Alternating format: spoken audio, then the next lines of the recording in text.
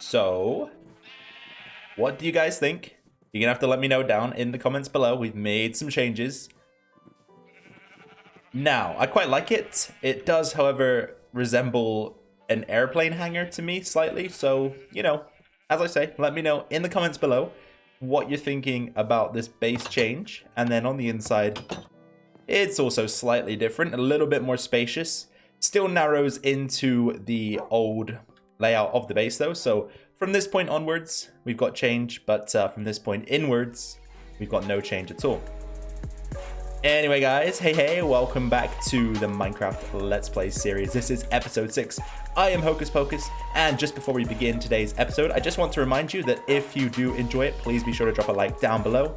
Any questions, any feedback, any comments, put those in the comment section down below. And if you are new here, then please be sure to subscribe if you'd like to stay tuned to this very series right here. So in the last episode, you guys remember, possibly, that we went to kill the dragon, got ourselves some netherite armor, and we are now standing in the 20W20A snapshot, which means there are some new advancements added to the game, I believe. Oh yes, look at this. So cover me in debris. Get a full set of netherite armor is one of them that I realized was there. So let's pick all of this up.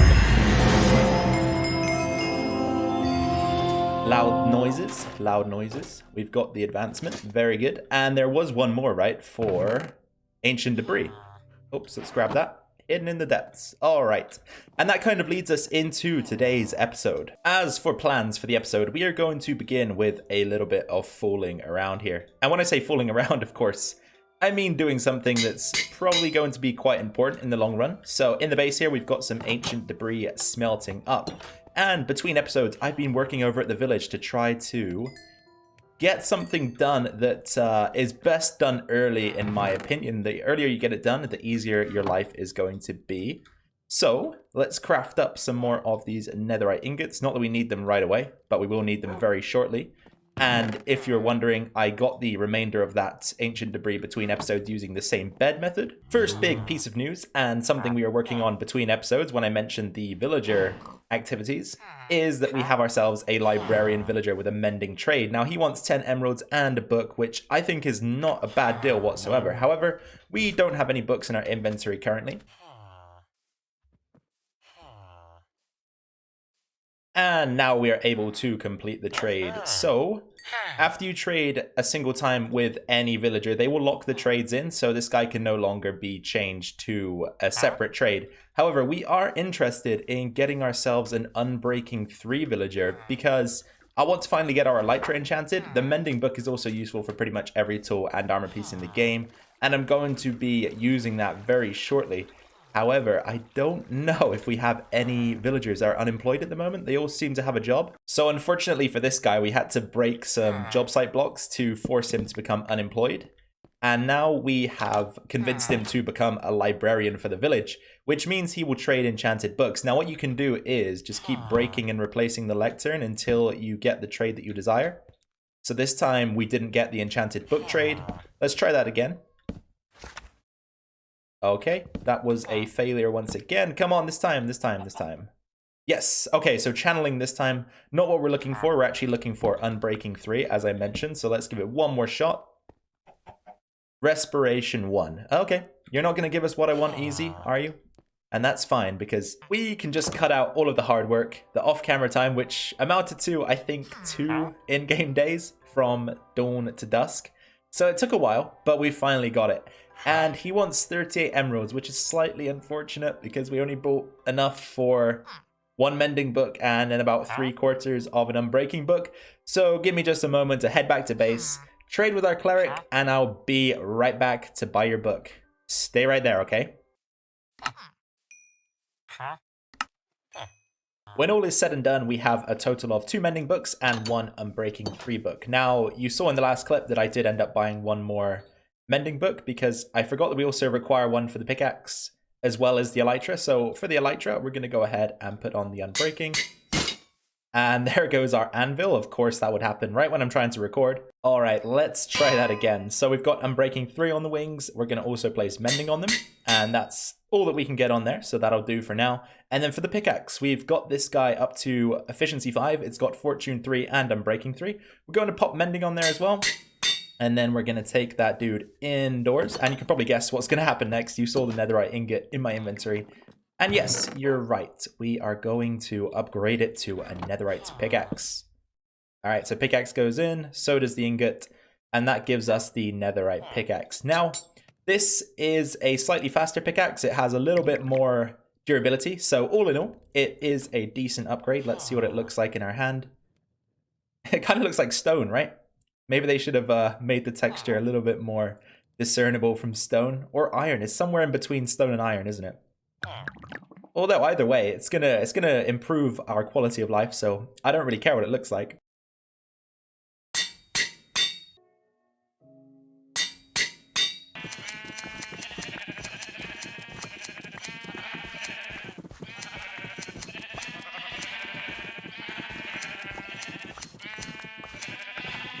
Okay then guys, that is enough of the fooling around for the start of the episode. Now let's get into the bulk of today's video. So in this one, I'm planning to expand our storage system. Now, upstairs we do have that small storage system, but it's starting to get pretty darn full. And if I carry on like this, we won't have any room to store our items. So I'm thinking today we actually begin working in the area that we're going to expand into. And that, of course, is the double ravine that we've got under the base. So back up in that direction is the ladder that takes us up to our current base area. So what I was thinking is we either go diagonally across this ravine or we kind of just go right across into that area there and dig out a location for our storage system.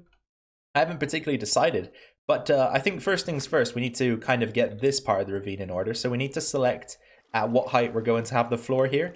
So I'm probably going to try to take sort of an average of the heights. So this seems to be about as high as it gets on this end.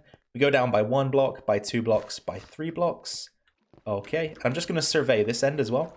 You guys may also have noticed, as a quick side note, that I've been editing this video slightly differently than I usually do. So give me some feedback on that. Let me know whether or not you like it. Alright, let's just get rid of this dude. And then right at the back there, it goes up by 1, 2, 3. Yeah, I don't know if I'm really going to count that far back. So let's say that this is the high point here, I think. And then we go down 1, 2 blocks. And I think that's the same on this side. Yep, down 1, 2. So I figure that we call this height here the height of the floor based on a really rough average. That means we can start digging out this. And I'm just going to go ahead and flatten out the ravine, get it all at the same height, and then we'll think about where on this side of the ravine, or across onto that side, I should say, we're going to start building our expanded storage system.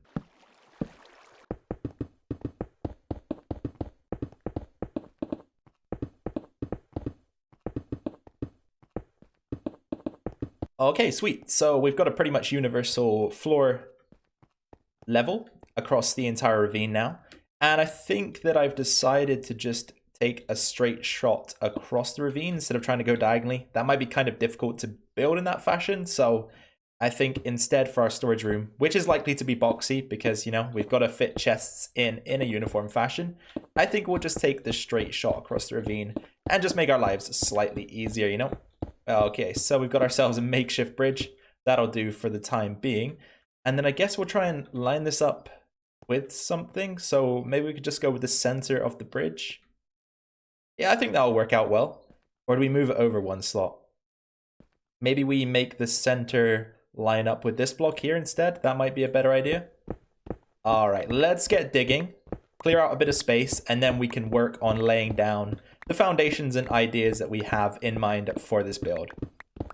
Alright then guys, so we've done a little bit of digging, as you can see, and what we've got in front of us is a nice open 15 by 15 area, which is marked out here by the cobblestone ring around the room.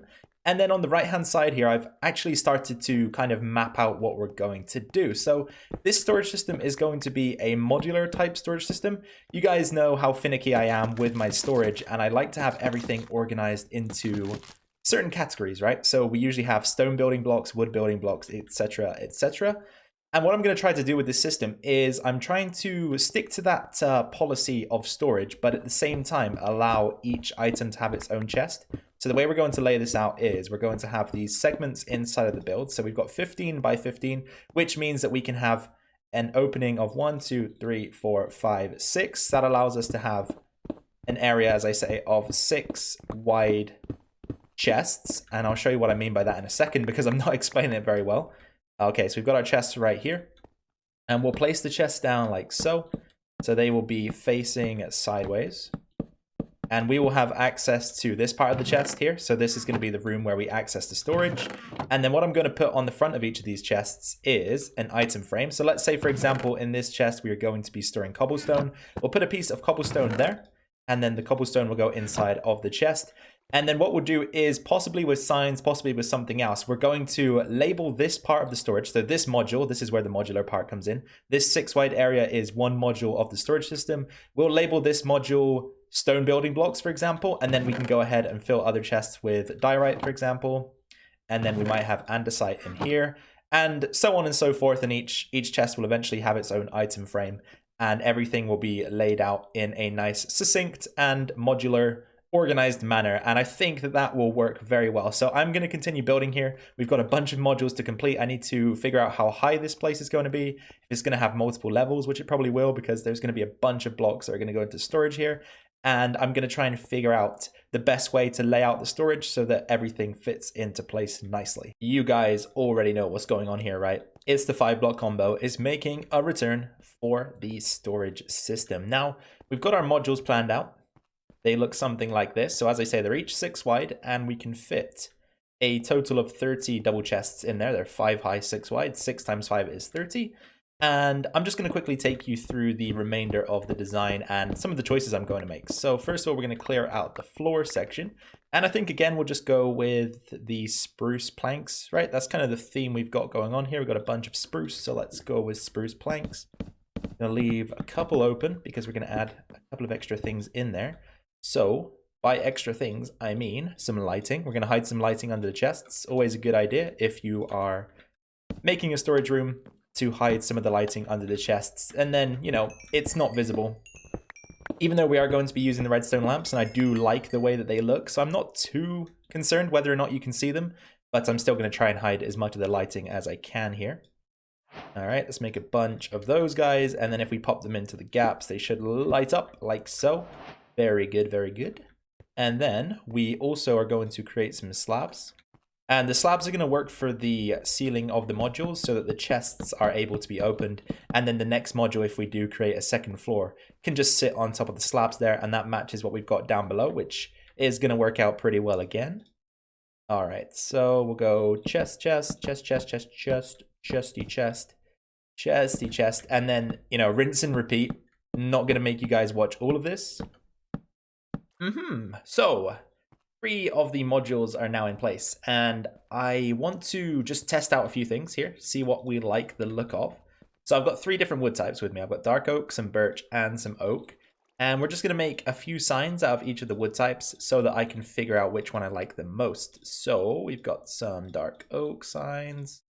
We'll have some birch signs, which I think I'm going to be kind of interested in. These 2 are probably the ones that are most likely to be used. And then we'll just try some oak as well to double check. So this module right here is going to be the stone building blocks. And the way we're going to label this place is we're going to have a couple of signs. So we'll have one in the middle at the top. And that one's going to say, for example, stone building blocks. And then we'll just have a small arrow underneath that points to the right-hand side.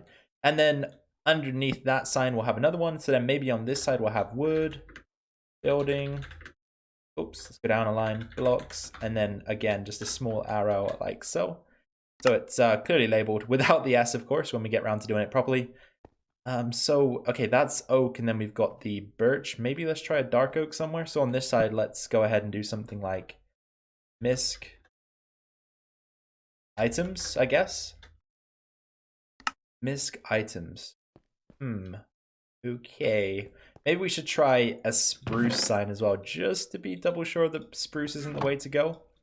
Because, of course, we are using spruce for the build here, so maybe this will fit in a little bit better than the other sign types. And then we'll just try this one on the center again. And then for this one, maybe we'll go with something like, I don't know, glass. And then have another little arrow that points to the left. Ooh, okay. Decisions. Now with light gray text, I think I'm immediately ruling these 2 out. So the oak and the spruce. Light gray doesn't look good on those signs. Now we're stuck in between a tough decision because I really like the contrast that the dark oak brings, but the spruce does blend in quite well with the framework that goes around each of the chest compartments here. Ooh. Ooh, it's so tough. So tough to choose.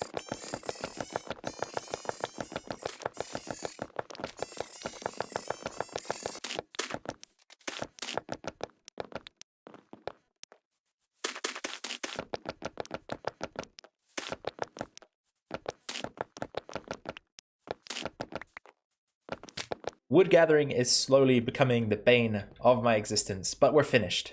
Okay, so I'm feeling slightly relieved. And when I say we're finished, we're still actually a long way from being finished, but we're finished placing in the chests. And I think if my calculations are correct, then we should have, I believe, 360 chests in total here. So there are 60 per compartment, and we've got 2, 3, 4, 5, 6 compartments. 6 times 60 is a total of 360. And I did in fact decide to go for the dark oak signs. I just think that little bit of contrast really does, it pops out a little bit more, right? It doesn't blend in as much as the spruce signs. And I think the more I look at it, the more this was the obvious choice. So we're going to stick with the dark oak signs.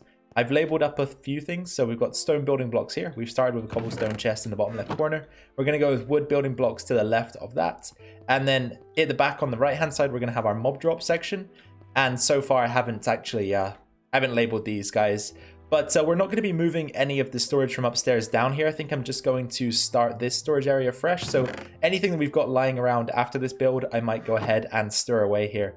But as I say, I don't particularly feel like moving our entire inventory from upstairs down here. So we'll just start storing in this location from now on and just leave some supplies upstairs as well, so that we've got a little bit between the two places, because as of now, with not many builds going on down here, you can still see it's quite desolate, quite dark, quite barren. There isn't a lot going on. We're probably not going to spend too much time down here in terms of base play. You know, we'll just be building for the time being. So as I say, let's just make sure we've got stuff here and stuff upstairs. But let's change the tides of this video slightly and do something a little bit more, or a little bit less strenuous, I should say, okay? Because we do, in fact, need some other resources. Hello there, guy. Come on.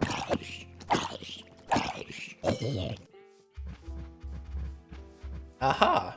So, our next kind of mini farm, I guess, not optimized, just a very, very basic farm, is for cows, because we're going to need a bunch of leather for the item frames that are going to go down in the storage room. So I'm just going to continually breed these guys. I have replaced the potato farm over here with a small wheat farm, just because I figured that if we're going to be feeding the cows the wheat, killing the cows and getting beef from them also, then we probably won't need many more potatoes, since we'll be switching over to beef. Beef is a much better food source than potatoes. So that's pretty much that. So we're going to just continually breed them over time, hopefully get up a nice big batch, kill a bunch of them, grab their leather, and then restart the process until we've got enough to fulfill our needs, which is going to be a lot, let me tell you. Okay, guys, just finishing up for this episode with the storage room, and I'll give you a quick overview of what we've got going on. I'm pretty impressed, actually. So far, so good. So you can see we've tidied up the area a little bit, added a nice stone brick border around a spruce wood plank flooring. And we're eventually going to put a carpet pattern, I think, down so that we can hide some lighting under the floor. That's why we've just got the bare torches out at the moment. They don't look great, right? But as I say, we'll eventually get some carpets in the area, make a cool pattern with it, and then just hide the lighting under the flooring there. We've also made provisions for a second level. So we've got a water elevator that will take us up. And then, of course, one that will bring us back down once we're finished up there. So, as I say, I think so far so good, right? It's looking pretty cool. We've got a bunch of storage. I'd actually love to make a calculation, which I might try to put on screen right now. A quick calculation of how many items we can hold in one level of this build. So I'll give a bit of time here to put that on the screen. You guys can take a look at that. But yeah, as I say, I'm impressed. We've worked hard. But there is one more thing that I want to mess around with in today's episode that we'll end things off with that I think will be quite fun. And then, of course, we'll wrap the episode up for today. Okay, guys, over at the Nether, and we are going to be exploring one of the new features that have been added to Piglins. So, a Piglin will, in fact, trade with you. It doesn't work in the same way that a villager will work, but you can have him barter, which is, I believe, what they call it in the game. It's called bartering rather than trading. So, if you give a Piglin a piece of gold, he will actually return you a random item. And if you have noticed, he isn't attacking me. And the reason for that is because I've got a golden helmet on. So if you wear any piece of golden armor, the Piglin will actually become neutral towards you rather than attacking on sight. So what we want to do is try and get this guy into a position where we can build something around him. And I bought the resources to do so. It's going to be a small automatic bartering system. Okay, you guys, this is what the setup looks like. So we've got a dropper here. Pressure plate beneath it, just in front, a redstone line which runs into a block which has a redstone torch on top of it. So if we load this machine up with some gold ingots, excluding one, and what you want to do is just throw the first one onto the pressure plate. You'll look at the gold, grab the gold. Oh, okay. And then once he's done examining the gold, he should drop an item.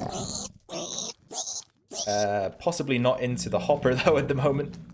Oh, you see, he dropped it right there. So what is he giving us? Giving us some nether brick. And so far, I've collected every other gold ingot. So I'm going to try and cover up a bit of this so that we can actually see this thing work properly. Here, we need to, in fact, pop one more item on the pressure plate. Come on, dudes. Please move. Thank you. So let's throw a gold down. Cover it up. And hopefully it goes into the hopper this time. Come on. Take a look. Okay, he gave us gravel that time. Alright, it's not in fact working as well as I thought it would. What did he give us that time? Nothing in the hopper just yet. Take a look. Okay, some nether quartz, some obsidian. Alright, not too bad. Can I grab those, please? And then another piece of gold goes to him. And this time we're gonna get something else. Some more gravel. Okay. Now I'm just going to let this run for a while, see what kind of things he will eventually give us. Now, I have to apologize. That was an atrocious example of how that farm works. And in the future, we'll definitely build one that works and functions a little bit more smoothly than that one because it wasn't working very well at all. But I traded all of those gold ingots and this is what I came out with. So they offer you the new block, Crying Obsidian, which looks something like this. Pretty cool, right? It's got a particle effect, so it functions, I think, in a similar way to Obsidian, except you actually cannot build portals out of it, if I'm thinking correctly. Anyway, let's not dwell too much on that block. We've got ourselves some ender pearls, some glowstone dust, some string, even some leather. This is very useful, especially in our current situation. Some potions, so fire resistance potions are pretty much the only ones you can get by the looks of things. Fire charges, magma cream, nether quartz, again, another really nice trade. Soul sand, pretty cool. Gravel, I think I went over, then nether brick, and that was pretty much that. So you can get some nice items, and this might not be the entire loot table here. There may be other things that are slightly more rare. I know you can also attain netherite hose from doing that, which is quite cool. But yeah, that's how the bartering system works. Very simple and quite easy to set up a farm if you take the time to just lay down a few simple pieces of redstone. Alright guys, that is going to be all for episode 6. I do hope that you've enjoyed this one. Once again, we got quite a bit done. I'm really quite pleased with the direction we're heading in here with the storage room. And it's got a bunch of space for all of our storage needs. So if you guys did enjoy the video, please be sure to drop a like down below. That would be much appreciated. Any questions, support, feedback, that kind of thing, just pop it down in the comment section below. I'll be sure to respond to it. And finally, if you are new around here and you did enjoy today's episode, then please be sure to consider subscribing. That will allow you to stay tuned to this series and anything else we decide to post from the channel. Or to the channel, I should say. Post to the channel. Anyway, guys, I hope you're having a great day. Enjoy the rest of it. Take care. I've been Hocus Pocus. I'll see you in the next one. Bye for now.